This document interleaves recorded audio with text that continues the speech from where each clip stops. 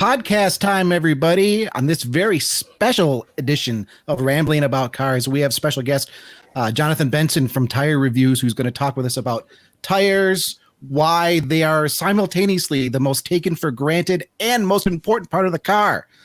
Yes, then we're going to talk about some memorable experiences that we've all had in cars, and I think some tires are probably going to tie into that.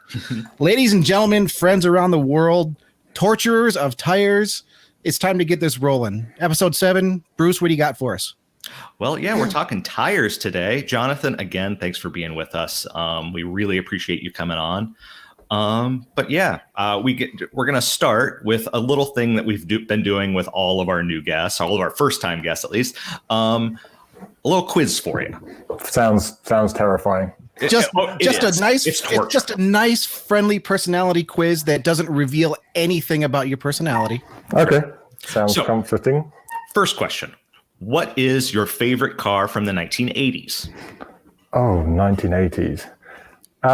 My favorite car is possibly one I've owned, which is a E24 635 CSI. And that's the original shark nose BMW. I did own one. It was wonderful. It was the only car I've had that's been universally loved by everyone, old and young. But the thing was just a pile of rust because it was the last BMW not to be galvanized. So I owned it for a year, bought it on eBay drunk, bought it for £1,000, sold it for £1,500 like 2 years later. But yeah, it was a non-recoverable one, sadly. Oh, I wish I could find one of those that cheap. I love that car. This was a long time ago. It. Yeah. Love it. Okay, what's your favorite 90s car? Oh, I'm going to go with the SW20 MR2 Turbo, which will come up again later. Yeah, we'll be talking about that in a little bit. Yeah. What about that car makes you like it so much? I'm a big fan of mid-engine. I think the engine in the right place. I think it's affordable. At the time, 230 or 240 brake horsepower, but the engine's like fully bulletproof. You could just buy it, put an air filter on, crank up the boost, and you've got something that is essentially supercar killing from a Toyota of all things. It's gone are the glory days of the Toyota, sadly, it seems. Yeah, and it's so hard to find. Maybe the GR Yaris is gonna bring that back. Maybe that's a sign of life, but yeah. If they're hype trains to be believed, then yes. I've not driven one yet, or I don't know much about it, but hopefully something will come up in testing sometime. So, what is your favorite car movie?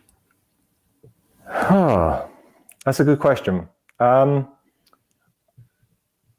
would have said Mad Max, like Thunderdome, because it's essentially an hour and a half car chase or an hour and a three-quarter car chase. But I rewatched it on the flight over, and I'm not so sure anymore. Okay. So I'm going to pass on that one because I can't think of any others on the spot. But fair. Well, I'll give you a nod. I'm a huge Mad Max guy. Yeah. So I'll give you a nod. We're big Mad Max Road Warrior fans here. So I've got a slightly different question here. What is the must-have song or band when you go on a road trip? You cannot go on a road trip without either this one song or this one band. I was tire testing the other day and I had some music on, and The Chain by Fleetwood Mac came on, which is the original F1 music. That's what it's known to me. So I think that's got to be up there because as soon as that came on, I enjoyed the moment, and then I had to skip it because I was going to end up in a snowbank. Because that's just the drive faster and enjoy the moment music. So that's always very funny because, so BBC, that was their song to bring it in, right? Or was it Sky? That was BBC, yeah. Yeah, so, and I've heard that said before by Brits, but also it's just a really good song. Yeah, it's a really good driving song, so it works for me too. But yeah, so last two questions for you. First off, what car do you own right now, or cars? I have an E92 BMW M3. So the V8, I mean, they're a bit heavy and a bit soft. It is stock form, but I bought it as a project car, so I'm super excited to actually start working on that. That's going to be a YouTube thing that hopefully should be quite fun to do, if not interesting for people to watch. Oh, yeah. And I also have a Skoda Octavia VRS as like a daily run around, which I know you don't have out here. Our boss would love you. Yeah, no, they're great. They're really great. It's a Golf GTI in a dress, right? But it's a lot cheaper, a lot roomier, and just more practical. So we use Golfs a lot for tire testing. The Skoda is a great car.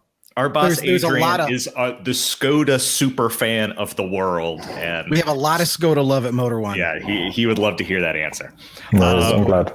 So last one. heated seats or heated steering wheel? You only get one. Seats. Okay. Well done. Yeah. I mean, It's interesting. It's been split. There have been really a lot of it. Basically, of our guests, it's been about 50-50. I like warm hands, but I mean, the seat makes a bigger difference overall. I mean, you've got small hands versus your entire backside. Exactly. Yeah. That's a no-brainer. Yeah. I always question the morality of those who choose the heated steering wheel. Can you even spec a heated steering wheel without heated seats? Is it a Probably real-world option? not. I don't know, but No. I see it as being like a choice on, say, like a mid-2000s Infinity, where one is going to work and the other won't. Yeah, that's fair. Another brand we don't have in Europe, Infinity. Yeah. So you passed the test of the Chris's. Congratulations. Thank you. Let's actually talk about what you're here for, Tires.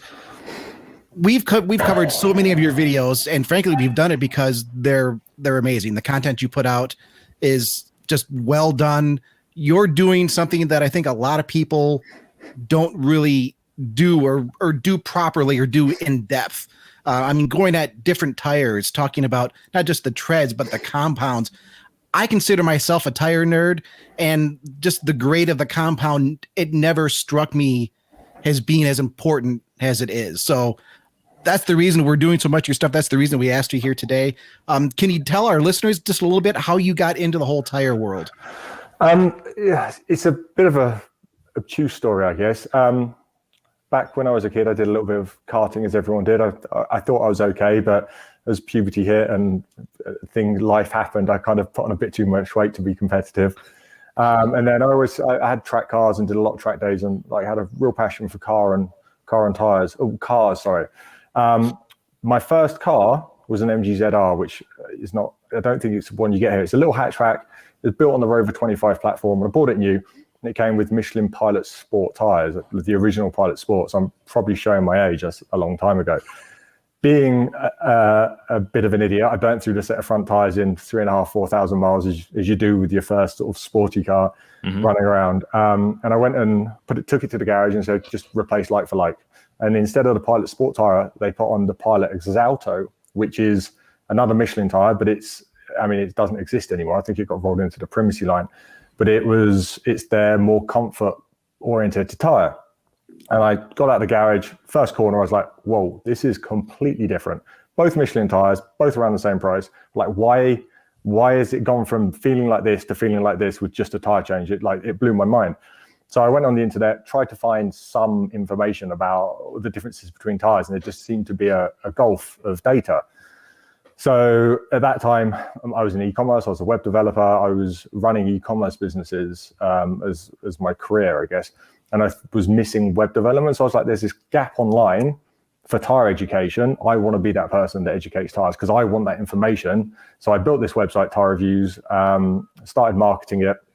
And then over the years, it's just kind of layered and layered. So I started it as an on-the-side thing, got in with the tire manufacturers in Europe, started getting invited to their launch events, started getting invited to sort of things where you deal with actual tire testers. I kind of learned the trade that way, which was I'm super thankful for the tire industry in Europe for picking me up. And I think the first couple of events I went to was Goodyear. But that was back in 2006. So sort of 15 years ago now. And it's just rolled on and rolled on and rolled on. And YouTube was never a thing I wanted to do. It was never, I really want to be on camera. I want to be a YouTuber. I want to be an influencer. No interest in that. My interest is comparing things and getting data and finding out what's best and why. But as the internet and people's media consumption has progressed, it became obvious probably about 4 years ago, even though the website had a huge influence. If I wasn't doing YouTube, I was like missing a huge slice of the pie, as it were. So I started the YouTube channel. I started the YouTube channel seriously, and it wasn't the most comfortable thing I've ever done, but it's opened a lot of doors for me. It's got me to places I never would have got if I just stayed online. And somehow people are watching the videos. I don't know why people watch them. They're super techy, super geeky, super boring. But I'm really thankful people do. And it's given me this opportunity to do things like this, be on the podcast, or travel to the US to do all season testing, or travel to Finland to do winter testing, or like it's been an amazing thing to do. And I'm just super thankful that the industry and the audience have gotten behind it. Well, I mean, like I said, just to start with, you're taking a look at tires in a way that, frankly, people should, in my opinion. I mean, when I started off the podcast here just today, I wasn't kidding when I said I think tires are the most important and at the same time the most taken for granted item. At least in the United States, tires are marketed not on actually how good they work. They're marketed on how long they last. Or on price. And I was thinking that cheapest wins. Yeah, price and tread wear. How long will they last? And the actual function of the tire is to give you grip, and tread just kind of the tread and their actual functionality, I think, just kind of goes lost on a lot of people, even enthusiasts who kind of like Jonathan, what you were saying with your first car, just give me the same thing that you had. Yeah. And you learn right away, okay, there are some major differences in tires. And I mean, I could go on and on and on about this. Oh, please do. But the interesting thing, or the interesting one for me, is when you see someone who's obviously put a lot of love into a project car. So running a 1,000 horsepower R33 Skyline, a rear-wheel drive, ridiculous power. They've spent $10,000 on suspension alone, and they've just put so much care and attention into every little part. And then you look, and it's on the cheapest Chinese cars they could possibly spend. I mean, come on, guys! Like, at least put a little bit of thought into what's touching the floor. I know it's a cliche, but the average tire contact patch is 4 playing cards per tire. So it's not a lot of. I mean, tires are actual magic when you think about what they're doing, the forces they're transmitting through to the ground with such a tiny amount of contact. I mean, do you think they're taken for granted? I think there's a lack of education, a lack of awareness of which I guess is taken for granted. It's certainly not exclusively in America. Europe, I would say, especially the UK, is even worse when it comes to tire knowledge and price. Price is probably the only factor in 60% of tire sales in the UK. At least in the US, you seem to have a lot more emphasis on premium products with mileage guarantees and things like that. Mm-hmm. So yeah, absolutely taken for granted. I think the general life cycle of a tire, or the way the industry sees it, is the person will fit like for like for the first 3 tire changes or the first 3 years of their car, and then they go down to the next 1 or 2 tire changes, which is why OE tire fitments are so important for tire companies. And then they usually drop a tier, so what we call a mid-range tire, for the next couple of tire changes. And then once the car's changed hand a couple of times and is in the used market, then it's just whatever's cheapest. And I should point out for those listening, Jonathan's website, tyrereviews.com. That's TYRE reviews.com. Hey, tire. We might say aluminium on this program at some point here today. No, tyrereviews.com. There's so much good information there. We'll have links, obviously, in the YouTube description. We'll have links in the article at Motor One. You were talking a little bit about kind of just stepping down and the price points. And you were also talking about how automakers are involved. And it never really occurred to me. I know that automakers will have various brands of tire on their vehicles, but it never occurred to me until just a few years back just how critical that is for some of these manufacturers with their performance vehicles, especially. I mean, what have you seen that firsthand?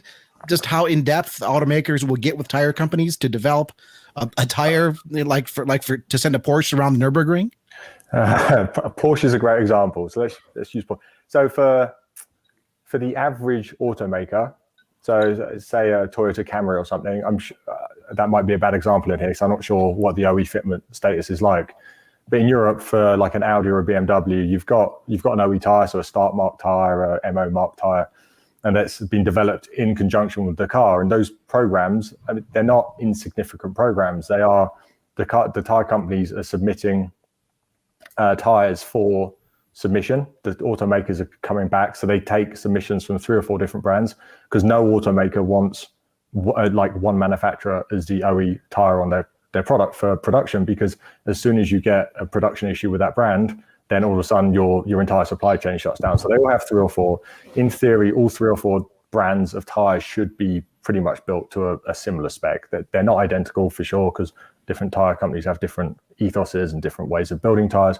But in theory, the manufacturer's test team's job is to get these 3 or 4 OE tires as similar as possible, so as not to have big deltas in the handling or dynamics of the vehicle. Porsche, especially GT, so you've got Porsche Road and then Porsche GT. And I know obviously companies like Pirelli and Michelin work very closely with Porsche GT. And we're talking years and years of development and hundreds of test cycles and hundreds of bespoke manufacturing things and huge changes, especially for a car like a 911 where you've got quite a counterintuitive weight balance. The amount of work that goes into a dedicated N tire or a Sportex, a Porsche spec tire, is huge. It's huge. I don't think a lot of people realize just how much work goes into it, because a lot of people think it's marketing or a way of Porsche keeping their customers in the dealers. And I know there's some controversy with the Porsche warranties, because Porsche won't honor certain warranty claims, but only for their extended warranties in Europe, because it has to be a legal thing for their standard warranty. But there is a huge amount of work that goes into it, and it's millions and millions of pounds for these tire companies. Tire companies pay for development for the privilege of having the best tire on their best car. And you think about how quickly all that millions of dollars of development can just disappear once the owner takes the car and says, you know what, I want to go with these Kumos. Yeah. I mean, it kind of blows your mind. Yeah, you've got, is that the new GT3 RS? It is. Beautiful car. I believe it's coming on the Michelin Pilot Sport Cup 2s. And yeah, work of art. But I don't think you'll find an owner of that sticking a pair of Chinese ditch finders on too quickly. At least you hope you wouldn't. The Porsche guys know what they're doing a lot of the time. Yeah, today, as we record this, we record a few days before a post. The Porsche 911 GT3, the new one debuted today, and we're looking at it now. If you're not following us on YouTube, youtube.com Motor1 is our channel. Jonathan, can we talk a little bit about treads and compounds, especially because like I said, I always considered myself kind of a tire nerd. In college, I worked at a used car dealer. Nice. That was really into, I mean, they wanted to have good tires on all of their vehicles. They didn't want to keep sending it down the road to have it done. So they actually had an old school, like, pneumatic tire demounting machine. I'm talking like from the 60s. Hard work. And then they had a tire it was brutal. And then they had just an old tire balancer. It wasn't, an electronic balancer. It was just like the little triangle box with the little bubble in the middle. Yeah. You set it on there and you didn't even spin it. You set it on there and you just put weights at different points of the tire until it kind of set it. So I started with that, and then they got some better equipment. So, I mean, I spent several years just mounting and demounting and doing this and plugs. But the importance of compounds never really got to me, especially when it comes to winter tires. And we'll probably talk a little bit more about winter tires later. Mm-hmm. But compound isn't just about, like soft grip for race cars. I mean, the compounds matter as far as summer and winter seasons, right? Yeah, absolutely. Back in the day when I was young, I always thought the tread pattern was what gripped into the surface of the tarmac, but it's not. And tires are well beyond. A lot of people just think of the classic friction model, like you put more pressure down, you get more grip. But tires, there's a lot of chemical interaction with the tire compound on the surface as well. I think the best example of that I've seen to date, or I've experienced to date, is either the Michelin Pilot Sport Cup 2 to the Cup 2R, because they're essentially the same tread pattern. You've got maybe a little less land to sea ratio on the Cup 2Rs. You've got more rubber in contact with the road. But the big difference between the Cup 2 and Cup 2R is the Cup 2R is essentially a straight from motorsport compound. So the way that thing heats up and then sticks is like it bends physics almost. And then I've just finished testing up in Michigan, and I did a test between the internet's favorite tire, the Michelin Pilot Sport 4S, and then the Michelin Pilot All Season 4. And essentially, if you look at them, the tread pattern isn't vastly dissimilar. Like they're both asymmetric UHP looking tires. Obviously the All Season 4 has a little bit more of a little bit more siping, a tiny bit more siping, but it's nothing like a winter tire. And the All Season 4 with its barely different tread pattern was 70 seconds, around 100-second lap quicker than the Pilot Sport 4S. Like it's just completely mind blowing at what they can do with compound now. And that applies to wet, dry, snow, ice. Yeah, I caught that video because you just put this video out. And I caught it earlier today, and we have it up here on our YouTube stream now. The difference in the first place with last place in that series was pretty shocking.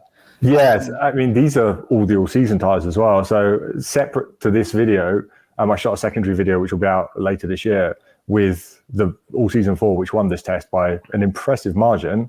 And then the summer counterpart and a Michelin XI Snow.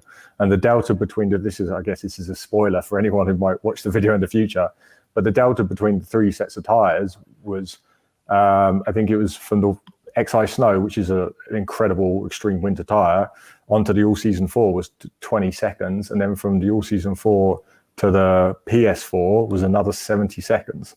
But the PS4 and the All Season 4, they almost look like the same tire. So that shows you like just how much a compound or the black art or whatever they want to call it actually matters.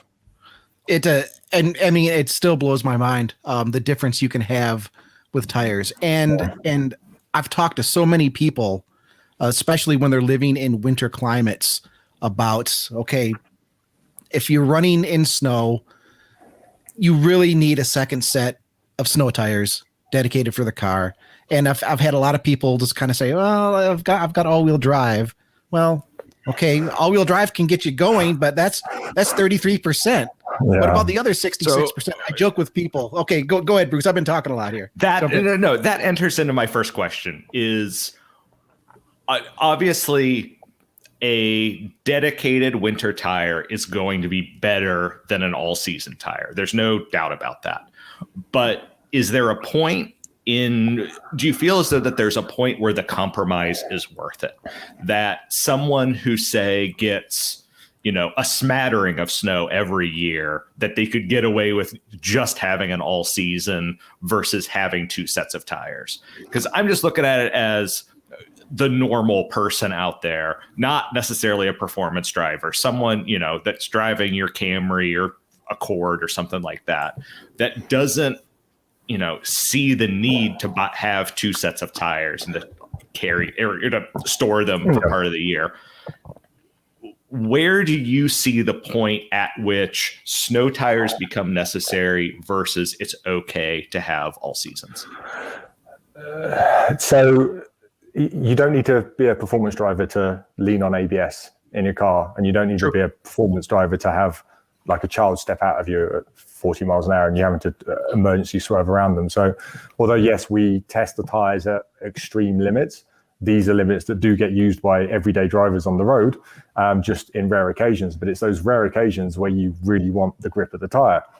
So I guess to answer your question, in an ideal world, in a climate that in a climate that has sustained cold temperatures, if you're a performance driver, you're always going to be better off, or if you have a performance car, you'll be better off on a summer and a winter tire. Just because by fitting that all-season tire, that kind of jack of all trade that tries to do everything, you're kind of losing a bit in the dry, a bit in the wet, a bit in the snow, and it's not an optimum package. But there is certainly an argument for these modern all-season tires, or modern UHP all-season tires that we're talking about. I mean, they're pretty good in all conditions. But again, compared to like the Pilot Sport 4S, the Michelin Pilot Sport All Season 4, is Michelin say themselves, you will be significantly better off on the Pilot Sport 4S, so the summer tire, over the all season tire in any temperature above about 40 degrees Fahrenheit or 7 degrees centigrade. So we're not just talking about snow. Yeah, you could definitely get away with fitting an all season tire year round in areas of light snow. And heck, I'm in Salt Lake City at the moment, and people go up the mountains all the time. A lot of people are on all season tires or all terrain tires or mud terrain tires or lots of other things that don't work optimally in these conditions. But if you want the safest and the most enjoyment, then a dedicated summer and winter tire is always best. You do have a third, fourth category of tire here. It gets confusing between the EU and US, but what you call all-weather tires, so like the Michelin Cross Climate 2, sorry for leaning on Michelin a lot for this. No, they segment a lot of their brand, and they're well known on the internet, so it's just an easy reference. The Michelin Cross Climate 2, which you call an all-weather tire, that's what we call all-season in Europe, because we don't have your all-season tires. So an all-weather tires are also a very good option, like the Cross Climate 2, or the Vredstein Quadtrack Pro is another quite popular one. And these have a bit more snow performance than an all-season tire, but then again in the summer months you're losing out. So a tire is a compromise of things. If you want it to be the most or the safest or most proficient, you'd have a slick for the hottest days. You then swap to a summer tire, you then swap to an all-season, then an all-weather, then a winter tire. So it's obviously not. It's pretty much impossible. Sorry, to have the best tire on for all conditions. But yeah, a dedicated summer and winter does bring advantages over an all-season tire, especially if you enjoy driving.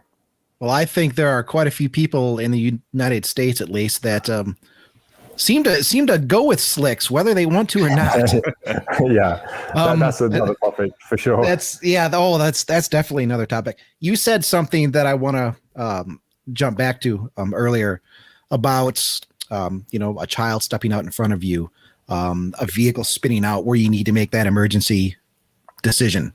And this has kind of been my speech to people when because I've talked to a lot of people, friends, coworkers. They'll come to me for some advice. Okay, should I get an all-wheel drive car? Do I need this? Because I travel a lot through snow. And I tell them, I mean, it's really about the tires. Unless you're going up into the mountains or the hills where you're running through a foot or more of unplowed roads, save some money, get something with just front wheel drive, or maybe even a big boat with rear wheel drive, and have your good set of winter tires. And when it comes to having the extra set of tires, winter tires, summer tires, I kind of break it down like this. It's like, if you could save somebody you loved with $1,000, would you do it? And everybody says, well, I mean, yeah, that's a no-brainer. If I could save somebody with $1,000, I would do it. But then you say, well, okay, here's $1,000 for a new set of snow tires mounted on new wheels. I can't do that. Well, if one point in your life you run into a situation where you need that extra grip, and as we've seen so often in your tests, especially with some of your snow tests, your braking test that you did, what was it? I think a couple of years ago, where there was like almost like a football field between the two vehicles, the stopping distance.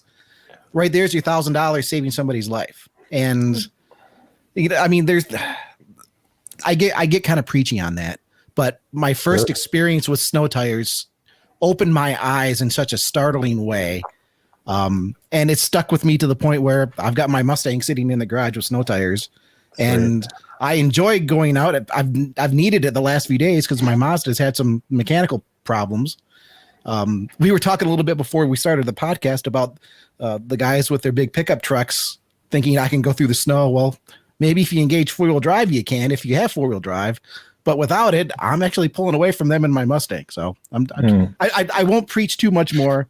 But yeah, go ahead. I was just going to say the other thing, which is kind of useful, is like in Europe, there's a big push to stop calling them snow tires and starting calling them winter tires, because they're not just beneficial in snow. Compared to an all-season or a summer tire, anytime the average temperature is below about 40 Fahrenheit, 45 Fahrenheit, when you're starting to commute with a little bit of frost on the ground, or you have wet days, which obviously we see a lot in Great Britain, that's when a winter tire can bring a significant advantage over a summer tire. So there is a bit of a conception that, we don't see that much snow, so there's absolutely no point in me having them. Yeah, the biggest advantage of them is in snow for sure. That's where they shine. That's what they're designed to do. But there's also advantages for the other 4 or 5 months during the cold period. So there's many reasons to have it. But I generally do fully understand that no one wants to spend an extra £1,000, but if you break it down per wear, okay, it's a bigger initial outlay, but then you're wearing down 2 sets of tires. So over the course of 40, 50,000 miles, it's the same. I guess the other argument is storage, which is something that's a little bit harder to counter argument, because some people just don't have the space to store a set of 4 wheels and tires. Yes, everybody's got a living room. Everybody's got a living room. Yeah. You know what? You can lay them down, put a nice little piece of glass up there. You got an instant coffee table. Yeah.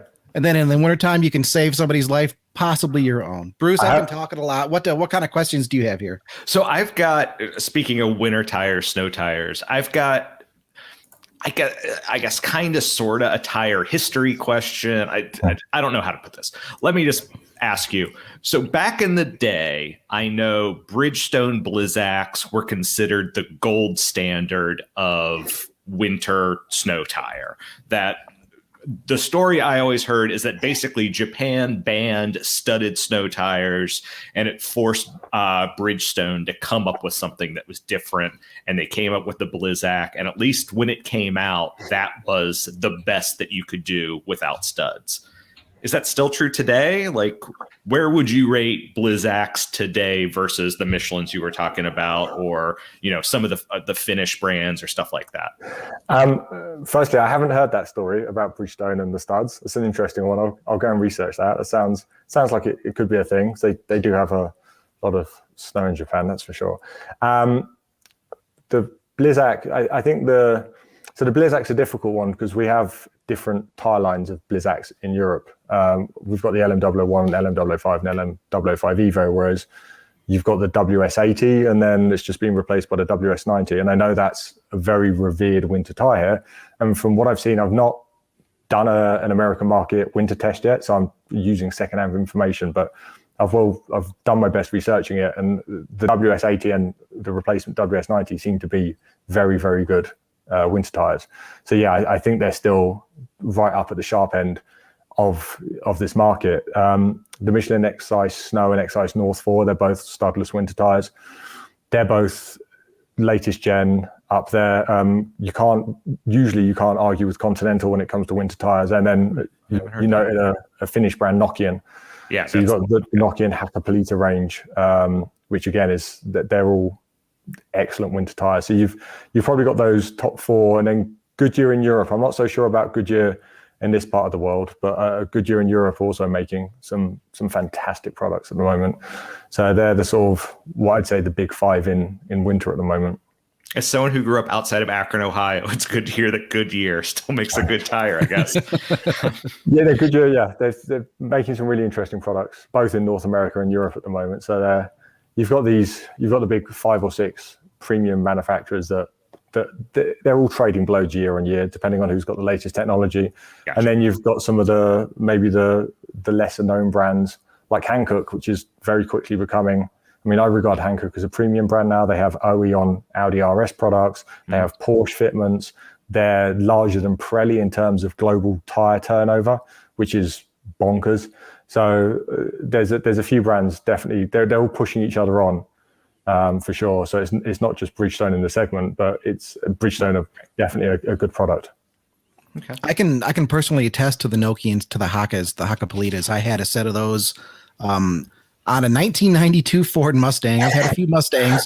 Fantastic. Several years ago, I bought this car. I was writing just part-time for another outlet, and I bought this car as a joke for a winter car. Because I said, I'm in Michigan. I need a winter car. What would be the best winter car I could get? A V8 Mustang convertible. That's awesome in the winter, right? With no weight in the back. And I tell you, with these Nokian Hakkapeliittas, and then I had a couple bags of cement in the trunk for a little extra weight in the back. It was absurd how good this car was.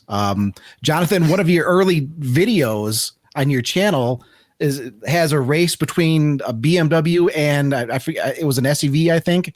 It's like one of the earliest videos on all seasons, and the BMW was on snow tires, and the BMW just pulls away. I mirrored that in this Mustang racing. A friend of mine, slow speed race. That's the difference in snow tires. There's always something satisfying, especially in the UK where we have about 2% fitment of all season and winter tires. So the once every 5 years we do get snow, if you're on the right tire, there's something incredibly satisfying going out, driving around in your front wheel drive shopping car, going up the local hill and passing all these multiple £1,000 4x4s spinning there on the spot, and just getting some really confusing looks like, how are you doing this? And like, right tires. Tires make they're take it for granted. Tires make all the difference. You can have 1,000 horsepower, like you said. If you have crap tires on there, the power makes no difference at all.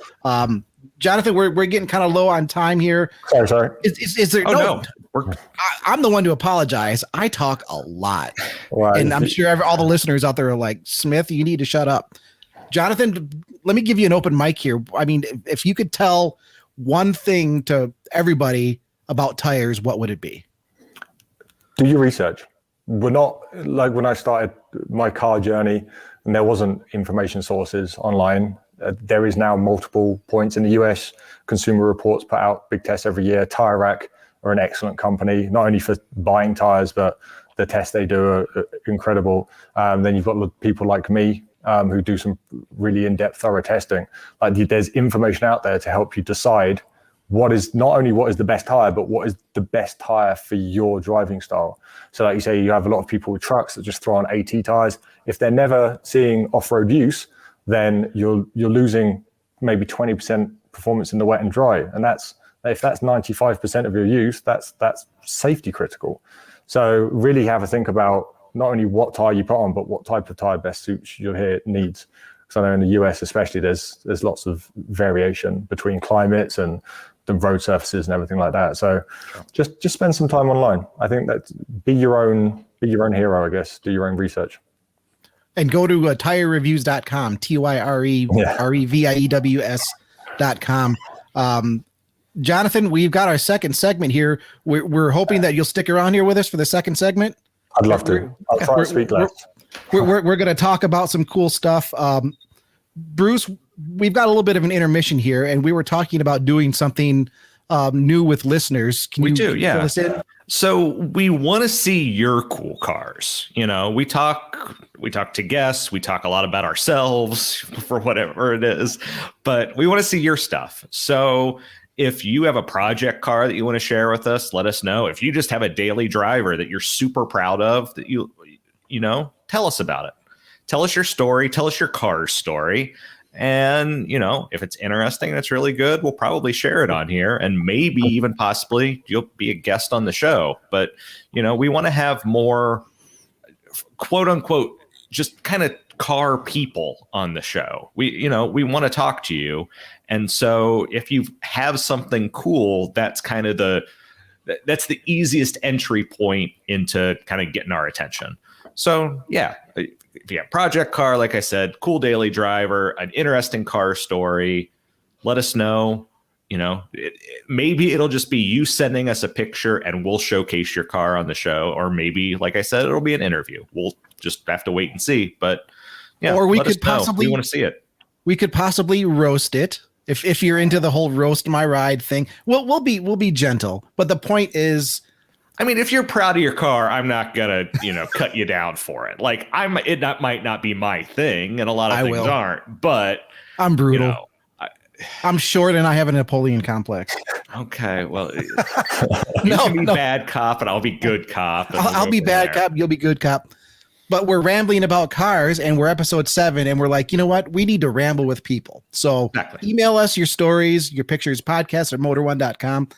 Heck, you can also jump into the comments on YouTube. You can jump into the comments on our article at Motor One, drop a photo, or if you just want to send it to us, email it over. We would love to feature you on the program. Yeah.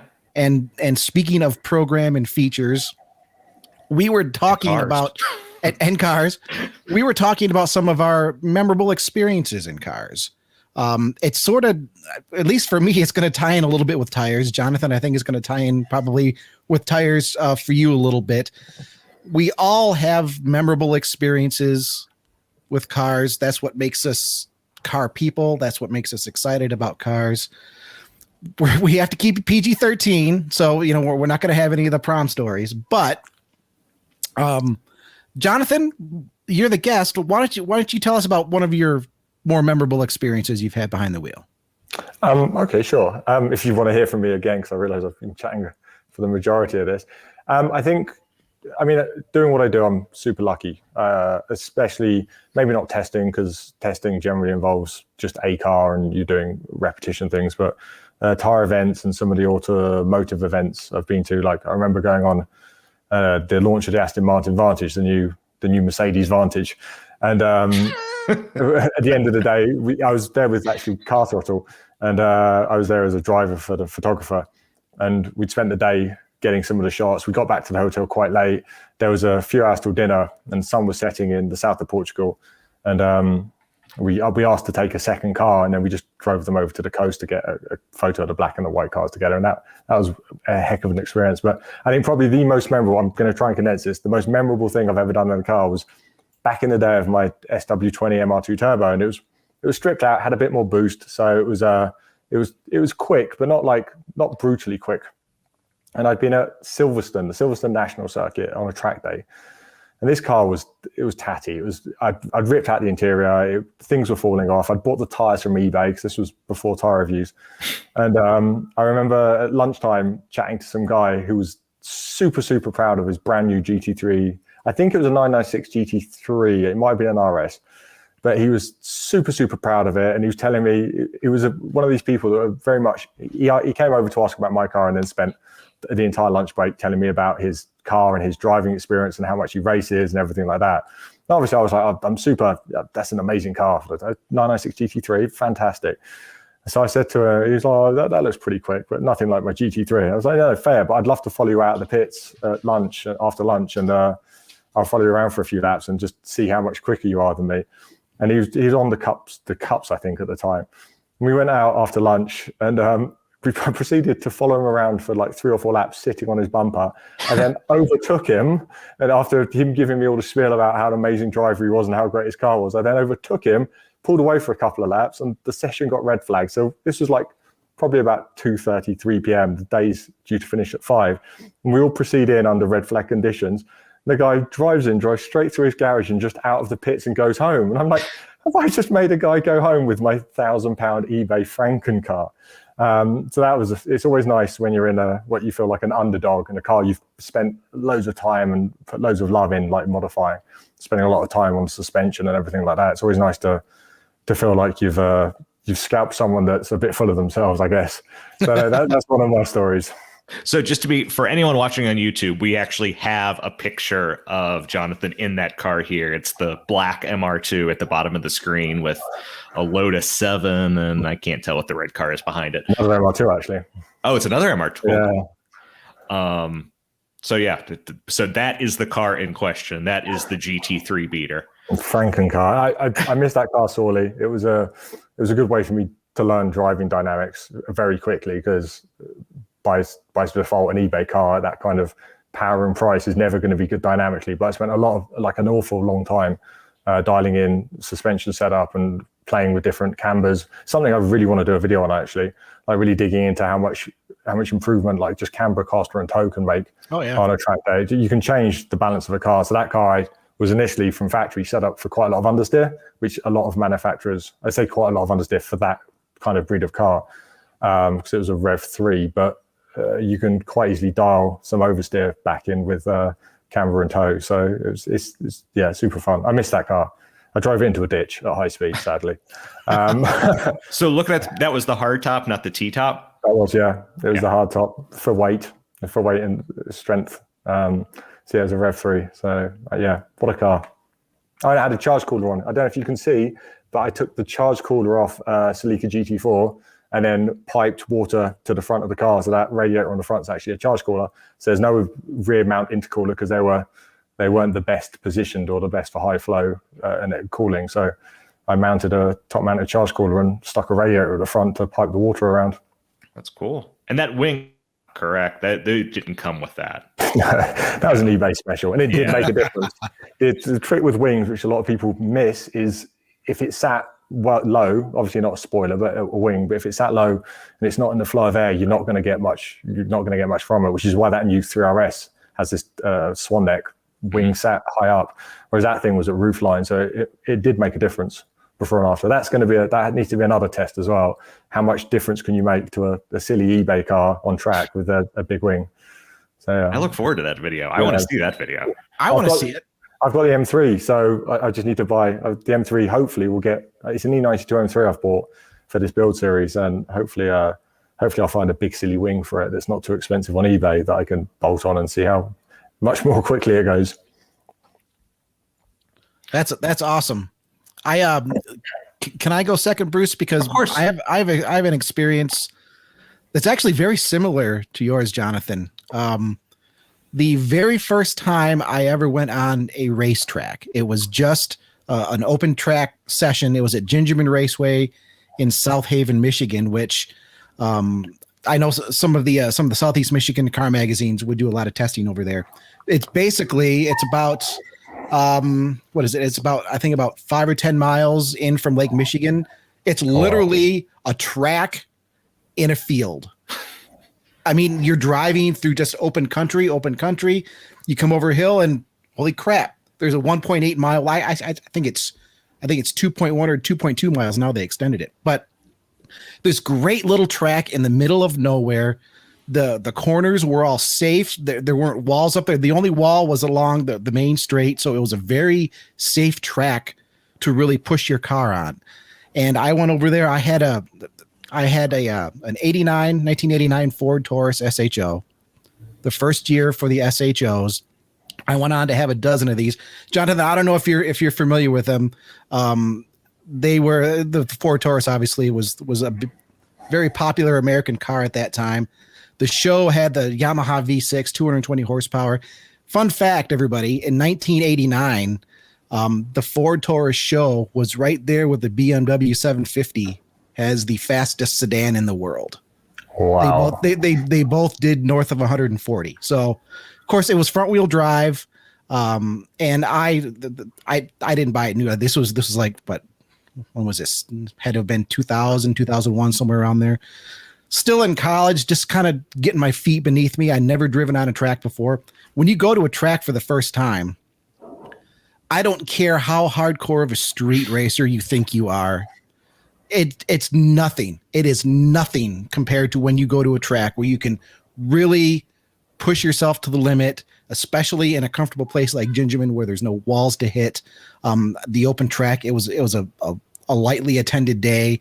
So I was able to just go out there and just push the heck out of it. Let me see if I can bring a picture up of this car. Just to let everybody know what I was dealing with. Oh, look at that. Oh, I missed that car so much. I missed that car so much. I had the police grill up front. I had the intake painted. I had suspension modifications. I had Eibach springs and KYB struts. A few engine modifications. Nothing huge, but those cars were set up pretty good from the factory. They had really fat sway bars front and rear, and the 89s especially, they really like to dip into lift throttle oversteer, and it wasn't hard to get it to rotate. So this is my first time ever being out on a track, and I'm like, yeah, I'm awesome. So I'm out there and I'm following. It was a Porsche 911. I'm trying to remember what generation it was. I think it was still an older air-cooled 911. It wasn't a turbo. But I ended up following this guy, and he was taking it a little easy. And then, okay, here I come in my four-door Ford Taurus. And I'm kind of getting up, not super close behind, but I can tell, okay, he sees a Taurus in his mirror, but now he's going for it. I mean, the back end's getting loose on the corner, so I'm like, oh, hell yes, it's on. So I get on it. I chased him for one lap, and I closed up from probably, I'd say I was a truck length back when this all really started, and I was right on his bumper. I mean, I was ready to take him down the main straight. I reeled in that 911 in my Ford Taurus, and then I had to go into the pits because I cooked the brakes, I cooked the clutch. It was not designed to run many laps, but that first experience with that car being on a track, you learn so much so quickly about just how far you can push a vehicle. You then get to know what it feels like when you push it too far. It's in an environment that you can never replicate on the street. that was my first experience on the track. I haven't had nearly enough experiences on the track. I've been to track days before, but that's one that I'll never forget. And I reeled in that Porsche 911 with my Ford Taurus. Conan O'Brien would be so proud. Epic. All right, Bruce, what do you got? So I kind of couldn't select one, unlike you guys. Like I thought about, I couldn't come up with one thing. So I came up with a few things, and a few of these are going to be, one of these is going to be an embarrassing photo of me from, I think, my sophomore year of college. So ignore the goatee. You'll see. So I studied in Germany when I was in my sophomore year. I did a study abroad in Germany, and part of that, at the end, my parents came and visited me, and we went to the Nürburgring. And so it's not necessarily me in a car as much as it is here. Let me make sure. Yep. So that is me and my dad behind me. And if you've driven any, games from the Nürburgring, you probably recognize that. We're going down the corner, and then there'll be a left, and you'll go over the bridge. And yeah. Yep. I know where you're at. Yep. And we actually stayed at that little hotel. Place behind us is a hotel, and that's where we were staying. So, but yeah, it was just a really good memory. Kind of cool just to be there. Like, we did end up taking a passenger lap with a guy who was just like, we were sitting at where the Touristenfahren area is, and he saw us sitting there, and he said, "You want to go for a lap?" And we did, and it was a ton of fun. Nice. But yeah, so not so much me driving, but just a fun automotive experience. Next one I wanted to bring up also has to do with my dad. So in 2018, we went on for the Buick Regal Tourex. They dropped us off at the Denver International Airport, and we were basically following the Oregon Trail. And so we ended up in Oregon City, which is basically Portland. It's the next, I think it's a touch north, but it for all intents and purposes is Portland. And so here we are. I forget the name of the fort. I believe we are in Wyoming in this picture I'm showing here. And that's my dad taking a picture of the one we were driving. I came to find out later, actually, the fort that we are at is, if you're familiar with the Donner Party, this is where things went wrong for them, because they went to this fort, and basically, as opposed to following the trail north, they decided to follow the trail south because they got some bad information. So people about a century ago, or a century and a half ago from this picture, things did not go well for them. But my dad and I had a very good experience. And it was just a fun drive. It's not something, it was cool just to go with him. It was just the two of us, and then obviously some Buick PR folks who were kind of following along, but it was just he and I in the car. And we got to drive from Denver to Oregon, and, it was just a really kind of fun, cool experience. So that's a nice drive too, from there up into the Northwest. Yeah. And the Regal. That car was surprisingly nice. So that's the Tourex. So it's all-wheel drive. Yep. It's a wagon, clearly. It's a 2-liter turbocharged 4-cylinder. Like, it did everything well. It makes me so sad. Just as Buick was really starting to get its good mojo back with the Regal, they killed all their cars. They killed all of their cars. I love the Tourex, and I loved the Regal Sportback too. Yeah, and I was actually very close to buying one. I could have got a smoking deal, but yeah. Last one. So my first car was an 85 Saab 900. That's a BMW. I'm getting there. I'm getting there. Okay. My first car was an 85 Saab 900. It was an automatic, and the automatic transmission died, and it was cheaper to buy an E30 BMW. So from my junior year of high school through my sophomore year of college, this BMW was my main form of transport. And you can see the Mini that replaced it in the garage there, because I'm still driving that actually today. But I just have a lot of good memories with this car. The best one is my college girlfriend, who is now my wife. We went, it was fall in like September, October in Southern Ohio. And we went to an apple orchard, and it's Southern Ohio. So it's super windy, nice roads. And this one had a manual sunroof. So it was not electric. Like you just you cranked it, but that with the windows down, it's still a very good memory today. So, how many little memories like that do we have that just, we say little, but really they're not. I have memories like that with some of the other cars I've had. I remember my 03 SVT Cobra 10th anniversary Mustang that I had. That's the third one. That's I've only had 3, I promise. I remember taking my wife. Mercury Sable show swap. No. That's a different segment of Fords. Okay, I'm talking about the Mustang. So I took my wife on our anniversary.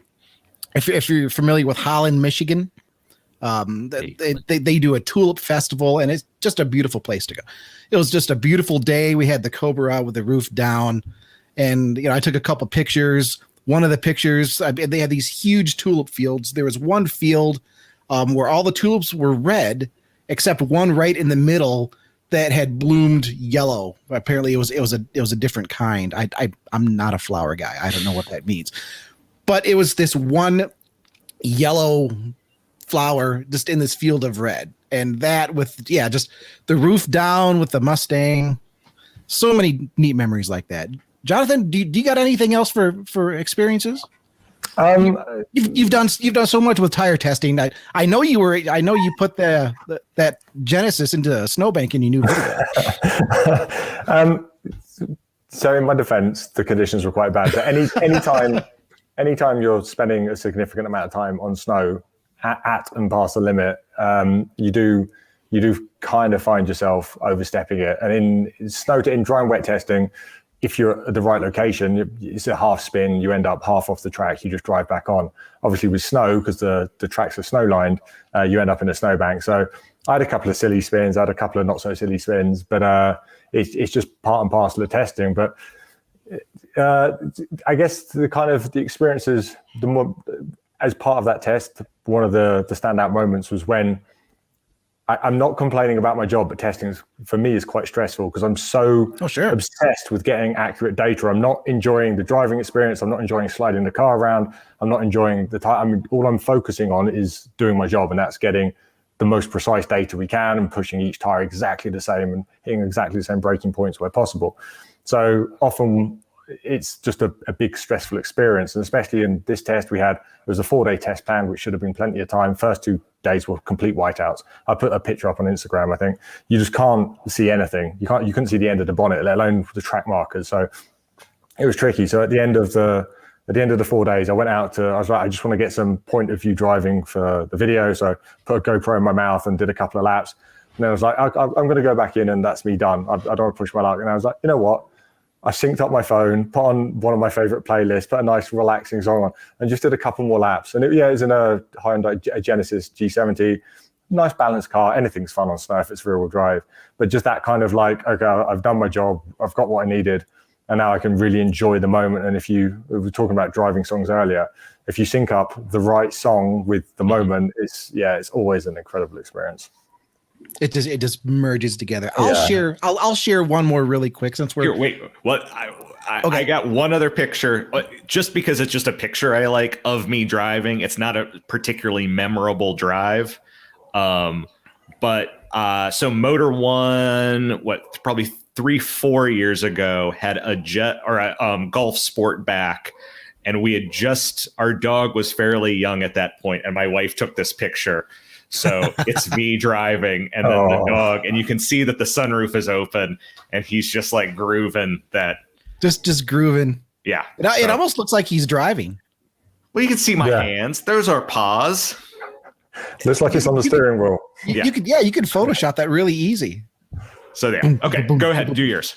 So really quick, since Jonathan was talking about snow, and you're absolutely right. If you don't have a little off every now and again, frankly, you're not working hard enough.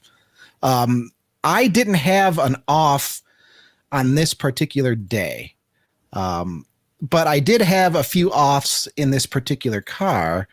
I ended up actually writing about this car for a different publication in a previous life. That's a 1994 Buick Roadmaster sedan. Very cool. It's got the it was the first year for the LT1, the detuned Corvette engine in those sedans. When I bought that car, it had light truck tires on it. The person that I bought it from, it was in northern lower Michigan. They said that they didn't like the way the car went through the snow, so they put light truck tires on it. Okay, hey, you know what? The tires actually did pretty good. I didn't change anything around, but there was a particularly nasty snowstorm that came into mid-Michigan that day. And at the time, I was working as a marketing manager for a company near Mount Pleasant, Michigan. And I lived about 15 miles away. And they had some pretty strict rules about, hey, you know, if you're coming into work, you need to get there on time. For this, it's like, okay, there's a nasty storm. It's not a big deal. But I was like, hell no, I'm going to get there on time. So I set myself up to leave like an hour early to go 15 miles. I was going with a coworker. She had a little Jeep, and we were just going tandem in there. This picture was taken at a McDonald's just outside of town where we met up. The main road was actually plowed in really good shape. We go about a mile down the main road, and it's blocked because there's a truck that had spun off. So, okay, now we can't take the main road. So now we jump up to a side road. It's like, okay, the side roads are in good shape. We get up to another east-west road that we're going to take. Okay, this one looks in good shape. Oh, wait, no, it's not. It's completely drifted shut. And she keeps going, and the snow is probably 2 feet deep on this road. There's no way to see it. And I'm like, well, hell, I guess I got to go too.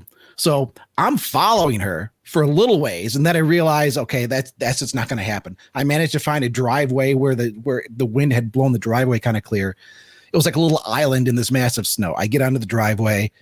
I call her on the phone. I'm like, yeah, there's no way I'm following you through there. She's like, do you want to abandon your car? I'm like, no, this isn't actually an apocalypse. I'm sitting in the car. I can drive it.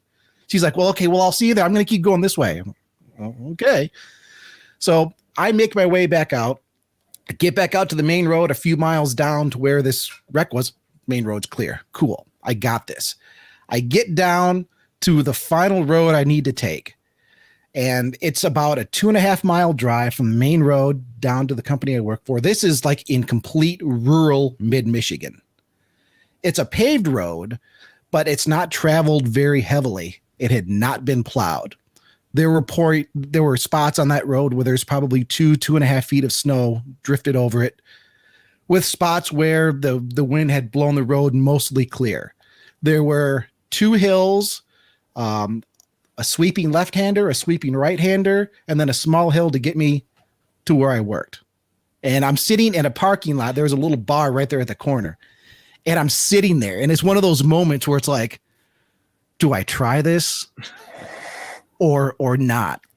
Now, I've been driving this car for a couple months at this point. I was writing a series on what it was like, how it's just this beast of a car, how it seems to just want to go through anything. And it was one of those moments where it's like, you know what? I don't think it matters what I want. The freaking car wants to do this. It's like it's sitting there idling and you could just feel it's like, boom, boom, boom, boom, boom, boom, let's go. Boom, boom, boom, boom, let's go. So it's like, okay, here we go. Automatic transmission. I pulled it down manually into first gear, got going down the road. I had a nice long straight to build up some speed, manually shifted it up into second gear and then got it up into third. And I just kept it there the whole time. And I got up to about 60, 65 on that straight because there's a pretty big hill to get up. At points, I would go from just about being down to the road to hitting standing snow whirls enough to where I could feel the car lifting up in the snow. But I got to hand it to those truck tires. They were 235, 75, 15s.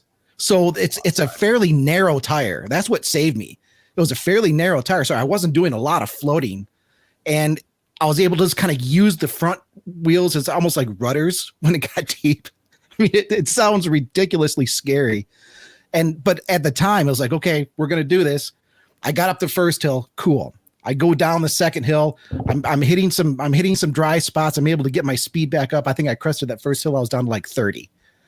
Go down the second hill. I get my speed back to about 60, 65.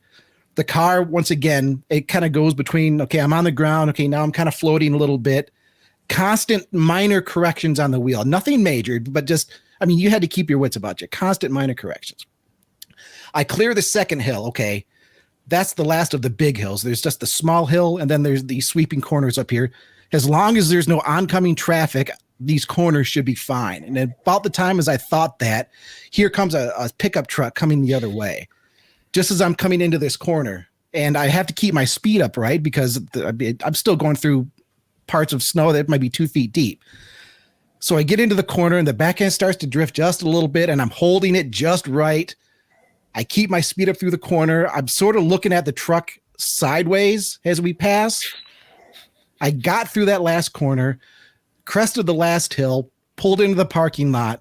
I was on time. I was 5 minutes early for work, and it remains just one of the most harrowing, exciting, daring moments of my driving career.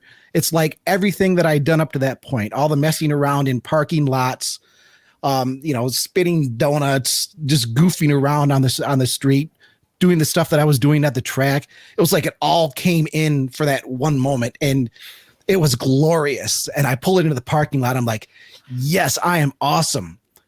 And a coworker freaking beat me there in his 2-wheel drive Ranger. I was so pissed.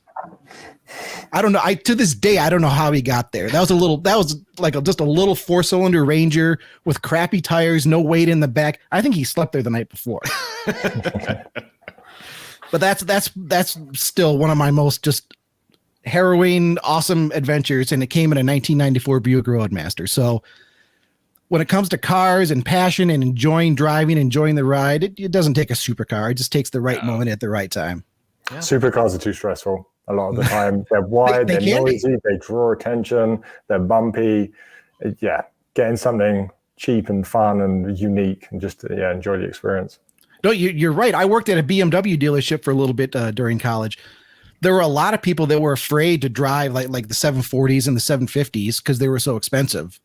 And of course I'm like 19 at that point. I'm like, I'll drive it. It's just a car. It's a V12. It's just a car. I can handle this. Modern stuff has no character anymore. Stick with the old Mustangs. You're on the path there, I think. Well, as long as it doesn't keep making any noise, it doesn't like the cold. It's making some noises now, but that'll be a discussion for another time. Yeah, Jonathan, thank you for joining us this week. Do you have any, when we put the story up, we'll obviously be plugging your site and your videos and stuff like that. But do you have any plugs you want to put out before we go? No, just tell people to keep tires in mind when they're driving, even if they're not actively shopping. Just keep in mind what's under you if you do get caught up in one of these epic storms that are blowing through America at the moment. I know a lot of Texas has been hit really hard, and it's coming up through. Like if you can avoid driving in the snow, even if you've got 4-wheel drive and winter tires, like be sensible, stay at home if you can. And if you can't and you don't have winter tires, just be super mindful about braking and turning. It's so critical in these conditions, and just be smart and be safe. Yeah. In my area, they talk about the blizzard of 76, with 1976, that they were telling people with snowmobiles to go out and rescue people. Wow. Yeah. I remember hearing about that. Oh, go ahead, Seth. Go ahead. I remember hearing about that with my folks. Yeah. My dad, he was an avid snowmobiler and stuff. So if you can stay home, stay home. If you can't, just take it. Yeah. We were talking about driving in the winter in our chat earlier today, and the keyword is gentle. Just no sudden movements. Just, keep things easy. But yeah. Well, Jonathan, thank you again. TyreReviews.com, TYRE, TyreReviews.com. You also have your YouTube channel, Tyre Reviews. Thank you so much for being with us, for sharing your information on tires. Bruce, why don't you take us out here? Absolutely. So good evening, good afternoon, good night, whenever you happen to be listening to this. If you're watching on YouTube, thanks. Leave a comment. If you're listening on Spotify or Apple Podcasts, again, thanks. And send us your car. Send us the car that you're proud of. It doesn't have to be a supercar. It could be a 94 Buick Roadmaster. It could be a 94 Buick Roadmaster. It can be just about anything. But if you're proud of it and you want to share it with us, send it over. Podcast@motor1.com is the email address, and then motor1.com is the website, and then it's just motor1.com, right? No dot for the YouTube, right? Yeah, and then motor1.com is the YouTube, so you can find us. So let us know. But thank you very much, and Jonathan, once again, thanks for being with us. Thank you for having me. Really appreciate the invite. Good to chat. All right. Yes. Bye-bye. Bye-bye.